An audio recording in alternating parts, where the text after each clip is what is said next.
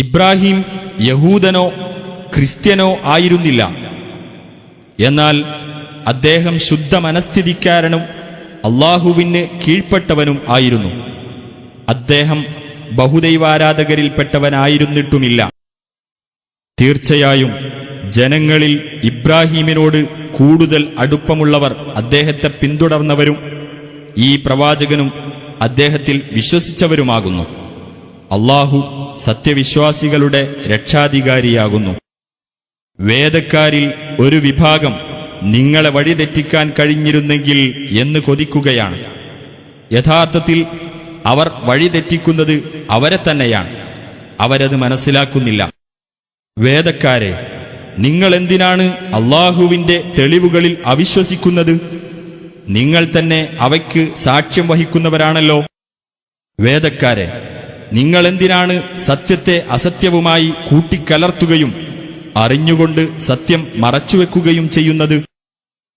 നബിയെ പറയുക, അള്ളാഹുവിലും ഞങ്ങൾക്ക് അവതരിപ്പിക്കപ്പെട്ട ഖുർആനിലും ഇബ്രാഹിം, ഇസ്മായിൽ, ഇസ്ഹാഖ്, യാക്കൂബ് സന്തതികൾ എന്നിവർക്ക് അവതരിപ്പിക്കപ്പെട്ട ദിവ്യ സന്ദേശത്തിലും മൂസാക്കും ഈസാക്കും മറ്റു പ്രവാചകന്മാർക്കും തങ്ങളുടെ രക്ഷിതാവിങ്കിൽ നിന്ന് നൽകപ്പെട്ടതിലും ഞങ്ങൾ വിശ്വസിച്ചിരിക്കുന്നു. അവരിൽ ആർക്കിടയിലും ഞങ്ങൾ വിവേചനം കൽപ്പിക്കുന്നില്ല. ഞങ്ങൾ അള്ളാഹുവിന് കീഴ്പ്പെട്ടവരാകുന്നു. ഇസ്ലാം അഥവാ ദൈവത്തിനുള്ള ആത്മാർപ്പണം അല്ലാത്തതിനെ ആരെങ്കിലും മതമായി ആഗ്രഹിക്കുന്ന പക്ഷം അത് അവനിൽ നിന്ന് ഒരിക്കലും സ്വീകരിക്കപ്പെടുന്നതല്ല. പരലോകത്തിൽ അവൻ നഷ്ടക്കാരിൽപ്പെട്ടവനുമായിരിക്കും. വിശ്വാസത്തിനു ശേഷം അവിശ്വാസം സ്വീകരിച്ച ഒരു ജനതയെ അള്ളാഹു എങ്ങനെ നേർവഴിയിലാക്കും? അവരാകട്ടെ ദൈവദൂതൻ സത്യവാനാണെന്ന് സാക്ഷ്യം വഹിച്ചിട്ടുണ്ട്. അവർക്ക് വ്യക്തമായ തെളിവുകൾ വന്നു കിട്ടിയിട്ടുമുണ്ട്. അക്രമികളായ ആ ജനവിഭാഗത്തെ അള്ളാഹു നേർവഴിയിലാക്കുന്നതല്ല. അള്ളാഹുവിന്റെയും മലക്കുകളുടെയും മനുഷ്യരുടെയും എല്ലാം ശാപം അവരുടെ മേലുണ്ടായിരിക്കുക എന്നതത്രേ അവർക്കുള്ള പ്രതിഫലം. അവർ അതിൽ ശാപഫലമായ ശിക്ഷയിൽ സ്ഥിരവാസികളായിരിക്കുന്നതാണ്. അവർക്ക് ശിക്ഷ ലഘൂകരിക്കപ്പെടുന്നതല്ല. അവർക്ക് അവധി നൽകപ്പെടുകയുമില്ല. അവിശ്വാസത്തിനു ശേഷം പശ്ചാത്തപിക്കുകയും ജീവിതം നന്നാക്കി തീർക്കുകയും ചെയ്തവരൊഴികെ.